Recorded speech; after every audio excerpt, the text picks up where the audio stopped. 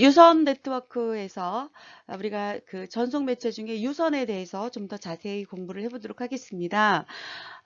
유선 네트워크라고 하는 것은 네트워크에 접속된 컴퓨팅 기기들이 선으로 직접 연결되는 방식이죠. 그러다 보니까 직접 기기들이 서로 선으로 연결되어 있으니까 데이터를 빠르고 안정적으로 전송할 수 있다라는 장점을 가질 수 있겠습니다. 그렇지만 단점으로는 반드시 설비가 필요하고 도구가 필요하다라고 하는 그런 단점을 가지고 있죠. 선이 있다라고 하는 것은 우리가 또 마음대로 어디를 갈 수 없다라고 하는 단점과 또 연결이 되어 있습니다. 이런 이제 유선 전송 매체의 종류를 살펴보면 우리가 이제 꼬임선, 동축 케이블, 광섬유 케이블 이렇게 세 가지로 크게 분류해 볼 수 있겠어요. 꼬임선이다라고 하는 것은 이중나사 꼬임선이라고도 하는데요. 대표적인 선으로 UTP 케이블이 있습니다. 여러분이 흔히 볼 수 있을 거예요. 노트북에 스님들께서 인터넷을 하기 위해서 하얀색 선을 이렇게 꽂는 것을 보았을 거예요. 그 하얀색 여러분 교실은 때가 많이 묻어서 좀 꼬질꼬질하죠. 이제 그 선이 우리가 이제 UTP 케이블, 인터넷 선이라고 볼 수 있고요. 유선 네트워크에서 가장 흔히 쓰이는 그런 네트워크 선이다라고 볼 수 있겠습니다. 아날로그와 디지털 전송이 모두 가능한데요. 대신 뭐 자체의 신호 감쇄가 굉장히 심하죠. 그래서 전송거리가 매우 짧다는 특징을 가지고 있습니다. 그 UTP 케이블이 우리 선생님들이 사용할 때 보면 교실에서 5m짜리 선을 주로 사용을 하고 있는데요. 5m짜리는 뭐 신호 감쇄가 거의 뭐 일어나지 않습니다. 그러나 그 UTP 케이블로 우리가 100m 이상을 간다든지 그러면 신호 감쇄가 매우 심하고 네트워크 통신망 자체에 오류가 많이 있을 수밖에 없습니다. 그래서 그런 경우는 리피터라고 하는 증폭키를 쓸 수밖에 없는데요. 이런 그 꼬임선의 경우는 거의 그 우리가 한 100m 이내에 어떤 네트워크로 연결될 때 사용하는 선이다라고 볼 수 있고, 뭐 공사는 굉장히 뭐 편한 편이죠. 뭐 선 하나만 들고 다니면 뭐 언제 어디에선지 아울렛 포트만 있다면 연결이 가능한 거잖아요. 자, 두 번째로 동쪽 케이블에 대해서 설명해 보도록 하겠습니다. 이중나선 꼬임선과 비교를 해본다면 전송이 훨씬 더 빠르고 그리고 데이터의 손실률이 훨씬 더 적습니다. 그렇지만 꼬임선보다는 훨씬 더 이제 설비가 어렵죠. 그리고 동축 케이블 같은 경우는 대체로 선이 그 건물 벽에 설계할 때부터 같이 연결되는 그런 특징을 가지고 있습니다. 우리가 보통 이 이중나사 꼬임선이 연결되는 아울렛 포트의 그 내부 선은 이런 동축 케이블로 되어 있겠죠. 그 다음에 광섬유 케이블, 말 그대로 빛과 같은 속도로 데이터를 전송한다라고 보는 거죠. 광섬유 케이블의 경우는 신호의 감쇄 정도가 아주 적고 엄청난 대역폭을 가지고 있기 때문에 데이터를 매우 빠르게 전송할 수 있다는 특징을 가지고 있습니다. 그렇지만 가격이 매우 비싸죠. 설치가 좀 어렵고요. 그래서 아마 여러분이 아파트에 산다면 아파트 어떤 입구 중에 강섬유 매설 케이블 지역 뭐 이렇게 바닥에 이렇게 써 있는 것을 본 적이 있을 거예요. 대체로 아파트 단지 전체까지 우리가 이제 그 공사의 기준을 본다면 통신사에서 아파트 건물까지 들어가는 것은 광섬유 케이블이다. 그러면 그 아파트 건물에서부터 그 우리 집까지 들어가는 것은 동축 케이블이고, 그다음에 우리 집에서 각 인터넷 기기에 연결하는 것은 꼬임선이다라고 보면 될 것 같습니다. 그럼 무선 네트워크에서 두 번째로 주파수 대역에 대해서 공부를 해보도록 하겠습니다. 우리가 이제 무선 네트워크, 사실 무선 네트워크 시대가 올 거라는 생각을 선생님은 별로 예전에는 이제 생각해 본 적이 없습니다. 그런데 이제 오늘날은 무선 네트워크가 아주 일반화되어 있죠. 그러니까 무선 네트워크가 가능한 것은 이제 이런 주파수 대역 폭을 이용을 하는 건데요. 이런 주파수 대역폭을 이용해서 데이터들을 서로 전송하기 때문에 공간 사용에 제약이 없는 거죠.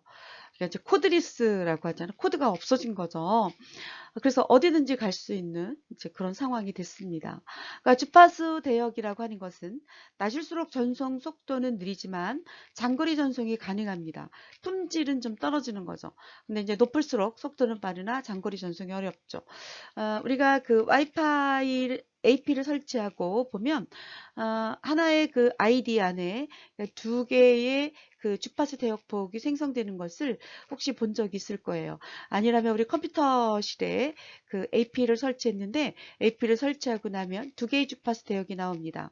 하나는 2.4GHz, 하나는 5GHz 이렇게 두 가지를 가지고 있는데요. 내가 와이파이 바로 가까이에서 네트워크에 연결되어 있다라고 한다면 5GHz 밑에서 그 연결해서 사용하는 것이 가장 좋겠죠. 데이터의 전송 품질도 빠르고 그리고 뭐 속도도 매우 전송 품질도 좋고 속도가 빠르니까요. 그런데 내가 그 AP보다 그러니까 와이파이 그 공유기보다 내가 좀 더 멀리 떨어져 있다라고 한다면 2.4GHz 대역폭에 연결해서 인터넷을 하는 것이 좋겠습니다. 좀 속도는 좀 느리고 그렇지만 좀 멀리 떨어져 있는 곳까지 인터넷이 가능하기 때문이에요. 내 환경이 어떠냐에 따라서 이런 주파수 대역폭을 이용해 보는 것도 괜찮을 것 같습니다. 이렇게 이제 무선 네트워크를 가능하게 한 종류들, 뭐 와이파이, 뭐 NFC, 그 다음에 블루투스, 또 미라캐스트와 DLNA처럼 이렇게 그 서로 무선으로 디지털 기기가 서로 전송하는 것들이죠. 이런 것들을 좀 더 자세히 간단하게 더 살펴보도록 하겠습니다. 무선 네트워크의 종류에서 이제 여러분이 이제 잘 알고 있는 와이파이에 대해서 공부를 해볼게요. 너무너무 잘 알고 있잖아요. 뭐 가까운 거리에서 노트북이나 또는 핸드폰을 우리가 데이터를 주고받을 수 있는 거다라고 했고, 여기 랜을 무선화한 기술이다라고 했습니다. 랜. 이전 슬라이드에서 우리가 배웠잖아요. 니어 에리어 네트워크다. 근거리 통신망이다라고 볼 수 있겠습니다. 그러다 보니까 사용거리에는 제한이 있지만 휴대전화를 이용한 뭐 통신 네트워크보다는 훨씬 더 비용이 저렴하죠. 여러분이 그 스마트폰을 사용할 때 데이터가 나가지 않잖아요. 그러니까 전송 속도도 빠르고, 그래서 뭐 요즘은 뭐 와이파이라고 하는 것은 우리나라는 전국 언제 어디에서나 시내버스 안에서조차도 이제 가능한 것이 와이파이 기술이다라고 볼 수 있겠습니다. 이렇게 와이파이를 가능하게 한 것은 AP라고 하는 그 와이파이 공유기를 사용했기 때문이죠. 그러니까 와이파이 공유기가 지원하고 있는 곳에서는 노트북 또는 휴대전화를 그러니까 하나의 인터넷 통신선로에서 서로 사용할 수 있다라고 보는 거죠. 여러분은 뭐 너무 잘 알고 있고, 여러분 또 이제 등교 계약을 해서 컴퓨터실에 온다면 와이파이를 실제로 사용할 수 있는 기회가 주어질 거다라고 볼 수 있습니다. 자, 두 번째 무선 네트워크의 종류 NFC, Near Field Communication에 대해서 공부를 해보도록 하겠습니다. 전자태그 기술 중에 하나라고 그랬죠. 거리는 어떻게 해요? 10cm 이내입니다. 10cm 이내 아주 짧은 아주 초단거리에서 컴퓨팅 기기 간에 통신할 수 있는 근거리 무선 통신 기술이죠. 뭐 여러분 흔히 봤을 거예요. 슈퍼에 가서 부모님께서 스마트폰을 그 단말기에 대고 통신 요금을 지불하는 경우 많이 봤겠죠.